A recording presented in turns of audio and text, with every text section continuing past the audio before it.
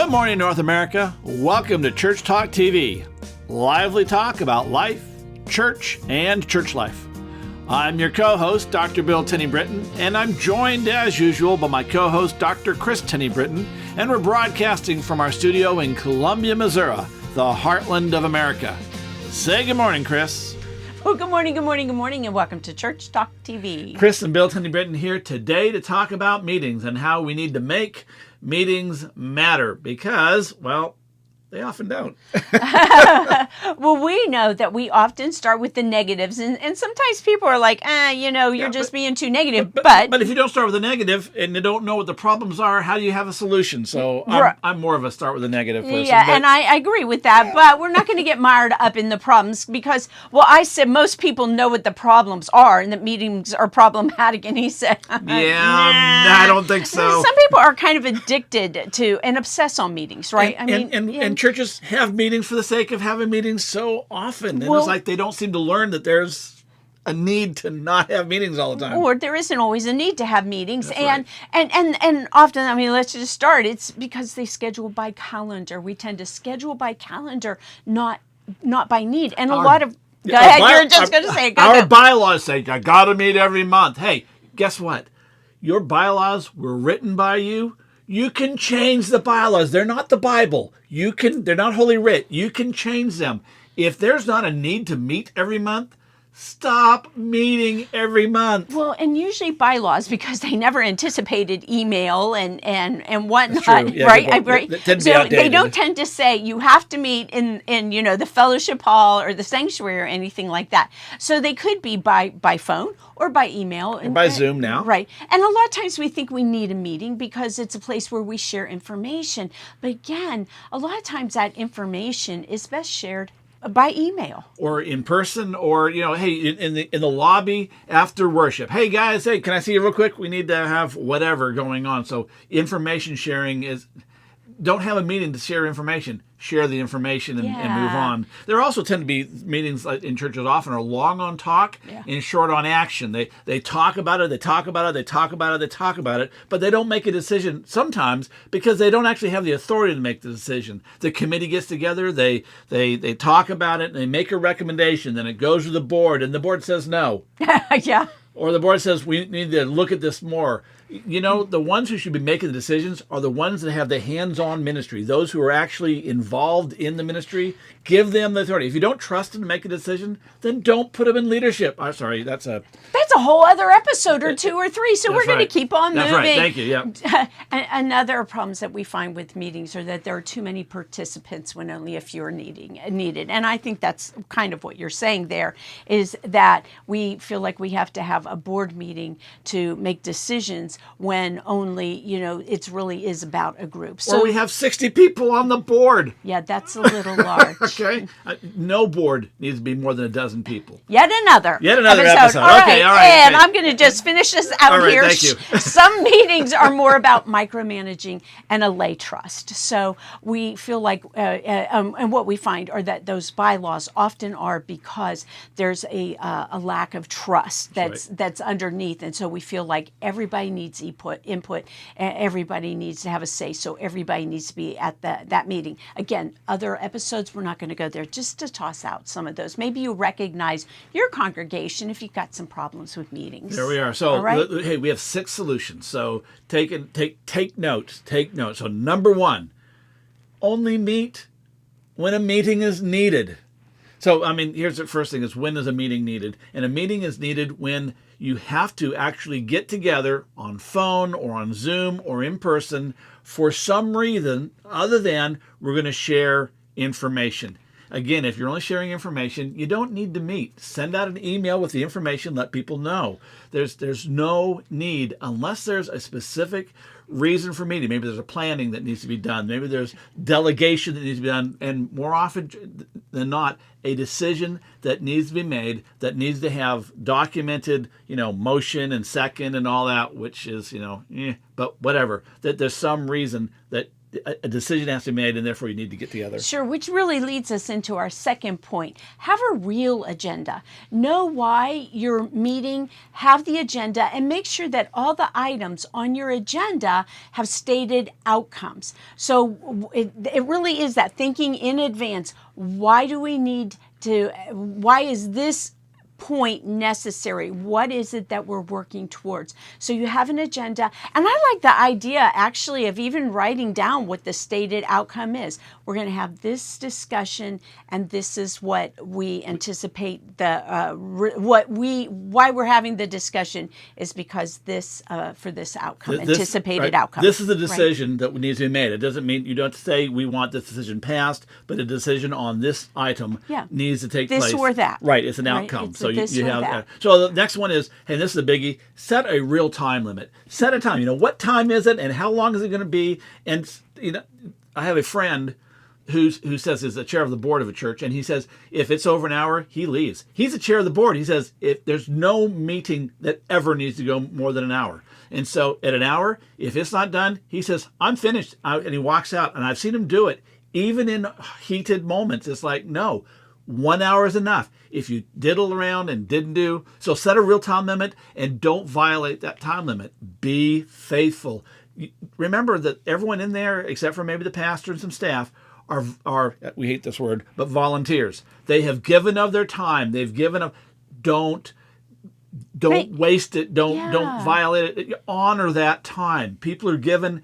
Just take the time you need. Yeah, and maybe they'll come to the next meetings and when you surprise. Right. 2.5 hour meetings. I'm not coming back to it. You know, as you mentioned that friend, I was thinking of one of our mentors along the way. I won't say his name, but he knows who he is out there. And, and he said that when there was a meeting and it was pointless, that's when he would leave or he just wouldn't come. So, are you sticking to that? And I served a church with 3-hour meetings, 3-hour meetings. Oh my gosh. And then they were over and the parking lot meeting continued outside of the parsonage. Okay. Set a time limit and send them home. And don't violate it. Yeah. And set a timekeeper. Yeah. I mean, really set a timekeeper and ask someone there, please be the timekeeper. On your agenda, even, I found this to be helpful. On your agenda, put the time. This is how much time we're going to put there. This is how much time. And your timekeeper will say, we've got 5 minutes or, we're down to 60 seconds, whatever, they're going to do that time and have an auditory bell so you can move on. You know what I like? I love Zoom meetings now because, when you're done, there's no after meeting. So I love that. The other thing is if you don't pay for the account, you have 40 minutes. 40 minutes. Your meetings have to be 40 minutes and done. That's not a bad idea. Makes the meeting short and quick. You got to get in, got to get out. Okay, the next thing is only include those who need to be there. Yeah. Listen, you don't need to have 25 people. You don't need to have 35 people. And again, if your bylaws are mandated that, change your bylaws. Again, not sacred writ. Only have the numbers that are necessary. If you don't need a lot of people there, gather the team together that you do need, that need to make that decision, and only invite them or mandate them. Everyone's welcome. They ought to be welcome. But, bottom line is just expect the people who need to be there. I want to do a corrective because I know sometimes things come out of our mouths and it's not always appropriate for everyone to be welcome, for people to be welcome. You would say, people should be welcome, and that's not always the case. At a personnel meeting, there's exceptions. Well, and those are the cases. I'm just was talking with a student recently who was talking about in their church where a situation that was being handled was a personnel issue and really needed to be held by us in a smaller meeting than in the meeting that it was being taken care of. And sometimes where we watch churches take a matter, a circumstance, a situation, a need, a decision to the board when it would have sufficed to take place in the executive committee or administrative committee. And then that committee can determine, is this something that we need to take to the board for whatever reason? Right. And the other thing is if something comes up in the board that doesn't need to be in the board or should be in the board, like that personality, someone needs to say, that's not on the agenda. We need to send that to personnel and move on. Put a kibosh on it. Well, we want to talk about it. Yeah, I know. Yeah. This isn't the place. We have an agenda. Right. We're staying with the agenda. Moving on. All right, speaking of moving on. Okay. All right, so the next thing is that if the fifth point of this is make decisions. Make decisions in the meeting.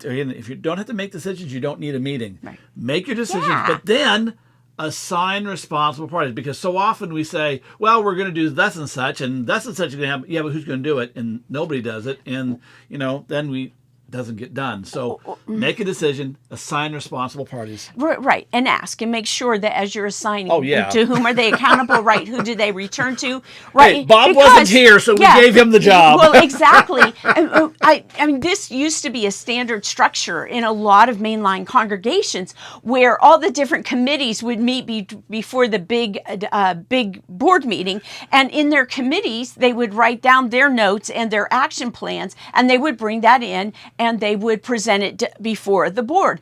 So what we found over and over again, all of those pieces that they reported on, they didn't do anything with them until before the board meeting the next month, right? And nobody on the board, they weren't set up to ask those questions.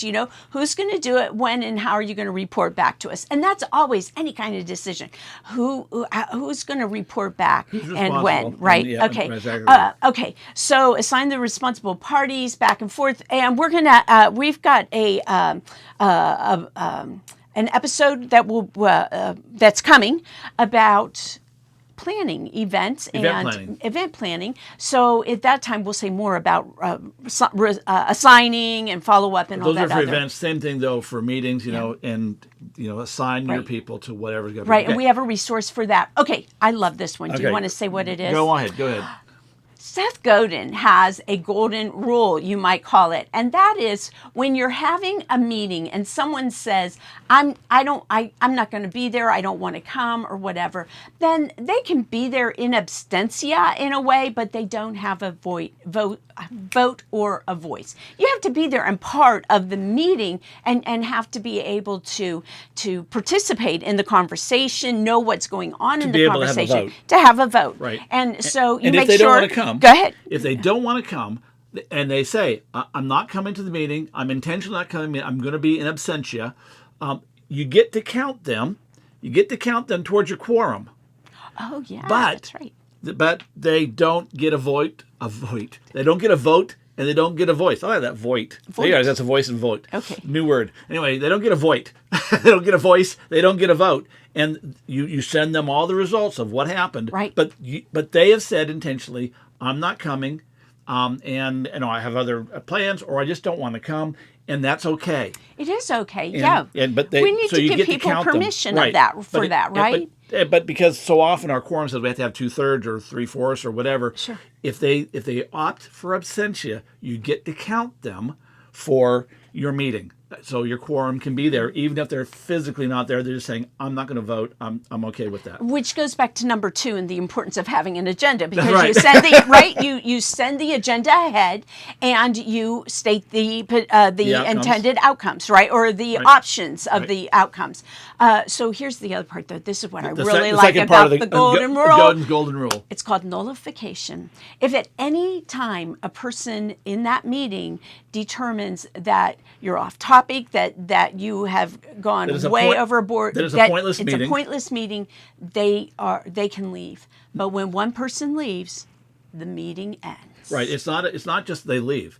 They can nullify the meeting. They say, this meeting is over, we're done. Right. They can call the meeting. Now, I have to tell you that Seth Godin, in this blog, he says, do you got the guts to do this?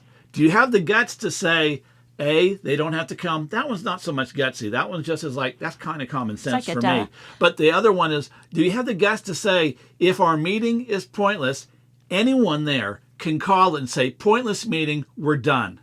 If you don't have, you really ought to consider, because if someone feels that way, it's probably true. But you may have an antagonistic person on your hands. And so that could be a problem with conflict. I could see how that could go. I've seen how scenarios for that. But That's a whole other episode when we talk about conflicting. That's right. And if again, it comes back to if you don't trust the people on your board, put different people on the board. Or in your meeting. Because we're not just talking about board meetings today. We're talking about committee meetings in general. Don't put people in leadership who have no business being in leadership. Well, and let me say another episode. Right. Yeah. And another piece with this, everybody who's in a meeting needs to there's a reason they have a seat at that table. Should have right. a reason. So let's go beyond codification, in our bylaws or whatever it is that says you have to have this many, blah, blah. But in any kind of a meeting, say, the evangelism committee is meeting, then the people that are on the evangelism committee have a reason and a purpose for being there. They're not just there for, because they need to fill a place. We have to have a youth there. Okay. Yeah. So, hey, we're out of time. I want to let you know that, we're talking about meetings, and we're talking about meetings in a volunteer organization. And the current issue of Net Results is all about how to manage your volunteers, which would, of course, include how to do meetings. So I just want to throw that out and say, hey, take a look at the issue of Net Results on volunteer management. Okay, and we already said we hate that word volunteer. That's right. But you got to read it to understand it. That's right. So we are out of time. We'll see you next week. Have a great week.